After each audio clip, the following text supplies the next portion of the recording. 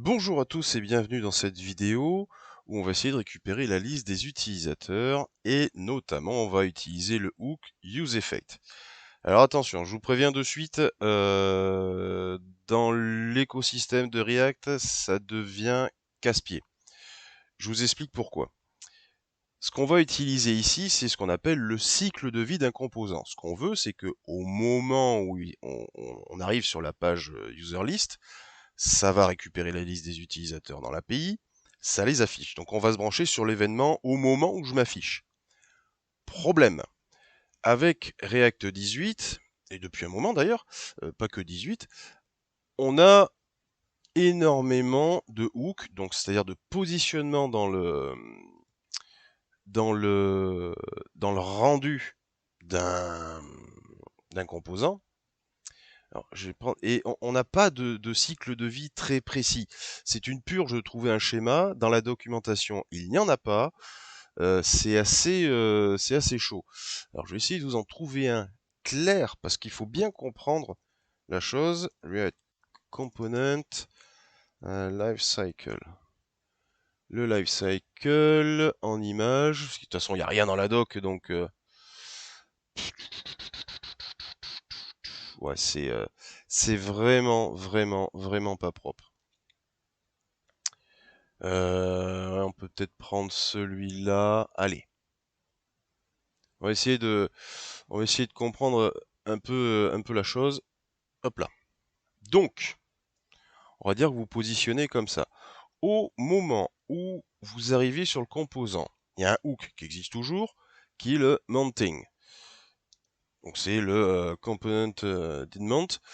Ici, ça va lancer tout un tas de choses, notamment le render, l'update du DOM, donc ça c'est l'affichage, et puis on a aussi le did ou le will unmount. Donc grosso modo, on a ces trois hooks là, component did mount, component did unmount et component will unmount. Au montage, à l'update, quand il sera supprimé, c'est-à-dire quand on ira dans une autre page. Si j'en ai trouvé un qui était un peu plus... Oh là là, je l'ai enlevé. Non, ici. Qui est peut-être un peu plus logique. Vous voyez que quand on arrive, donc on a le montage, les updates, et le démontage. Donc le changement de page. Je vous le dis de suite, ça c'est typiquement, c'est une reprise, hein, ça se voit, c'est typiquement le cycle de vie de Vue.js. Cela dit, on n'est pas très loin. Bon, ils l'ont mis avec useEffect. Alors, avant, on se positionnait là-dessus, hein. Si on reprend la documentation, on a bien les hooks did mount, did update et will unmount. Mais aujourd'hui, on utilise le useEffect. Le useEffect qui se positionne sur ces trois hooks. C'est chaud, hein, il faut bien le positionner. Gardez à l'esprit surtout que quand un composant s'affiche, il va déclencher le useEffect. Voilà. Comprendre surtout que le useEffect, il est placé sur le mount et le unmount, c'est-à-dire à l'affichage et à la sortie d'affichage. Donc quand on change de page. Ça a une particularité, vous allez comprendre pourquoi.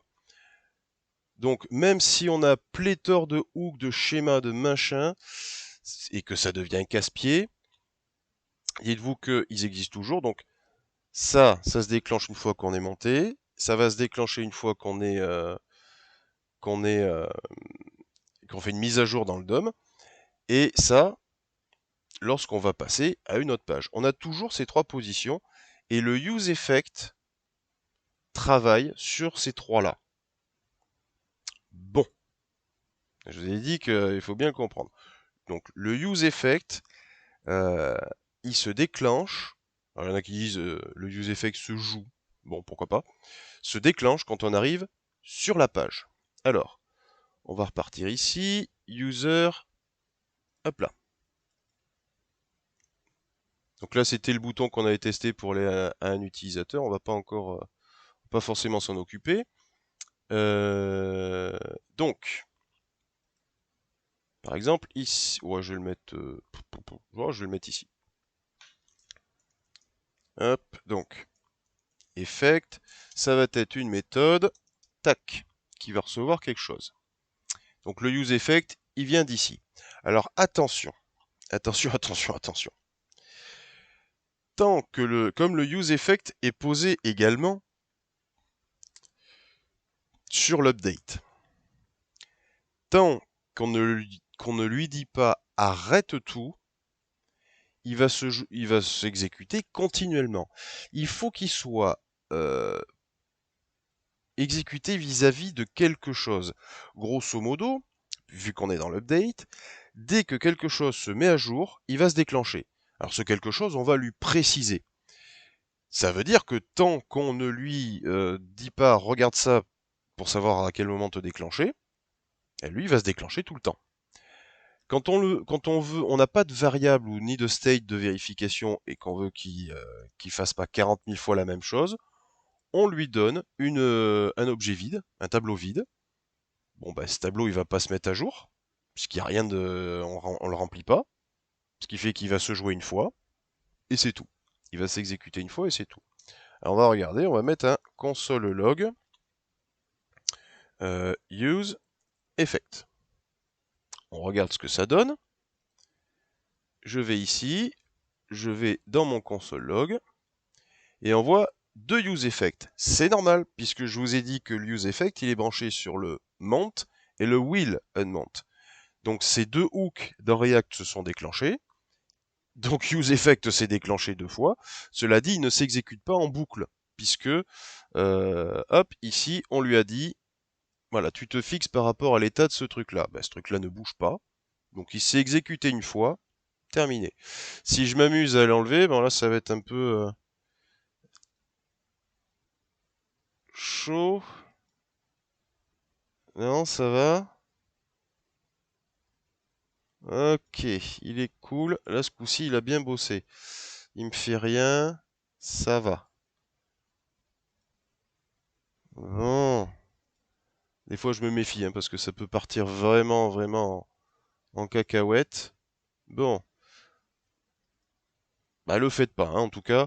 Votre réflexe avec useEffect, c'est de le bloquer avec, si vous le faites pas dépendre de l'état d'une variable, hein, c'est de le mettre comme ça. Voilà, ça c'est votre syntaxe de base.